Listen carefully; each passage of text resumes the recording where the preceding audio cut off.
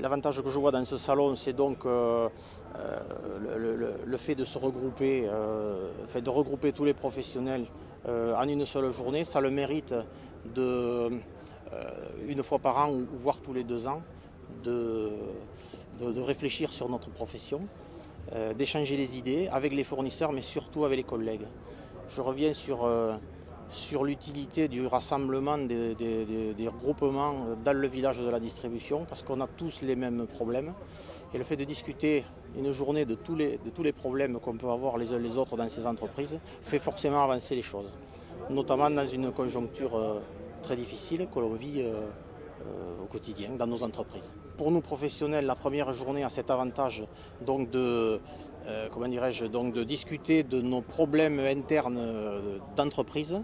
Le lendemain, le fait d'amener les paysagistes ou les professionnels, collectivités, notamment les acheteurs, le lendemain, les 2 jours suivants, ont leur avantage aussi. Je pense qu'il faut scinder les deux. Honnêtement, pour nous, vers Loisirs, le salon est fait tel qu'il doit l'être.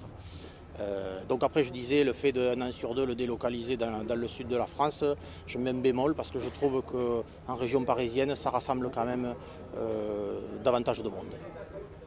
Je suis moi-même distributeur sur le Tarn et le Tarn-et-Garonne des différentes marques leaders, Kubota, Honda, John Deere, Iseki, entre autres. Évidemment, vers Loisirs, et je ne veux pas avoir que la casquette vers Loisirs aujourd'hui, mais je pense que le regroupement des groupements sous la bannière du syndicat est très important parce que ça permet une cohésion entre professionnels regroupés, je veux dire. Disons que de par ma fonction de président de Vers Loisirs, je reste sur le stand pour accueillir nos adhérents et les prospects qui voudraient bien nous rejoindre. Évidemment, mes équipes sont sur le terrain pour aller voir au cas par cas les fournisseurs et justement préparer les saisons à venir qui seront certainement aussi difficiles que celles qu'on vient de vivre.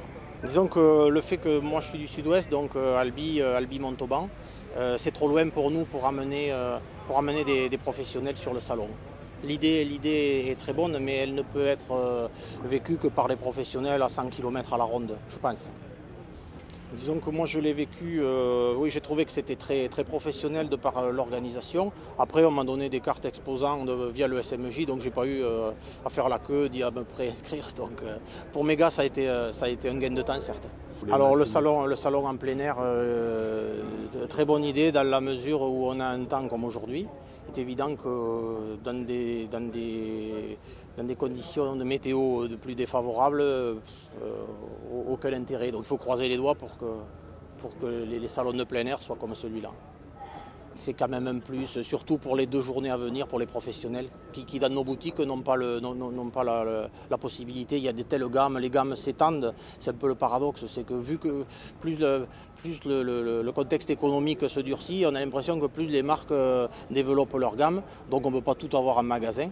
Donc les professionnels, je pense, apprécient à la limite plus que nous, paysagistes, pros, acheteurs, mairies ou autres, apprécient plus que nous encore le fait de pouvoir essayer le matériel.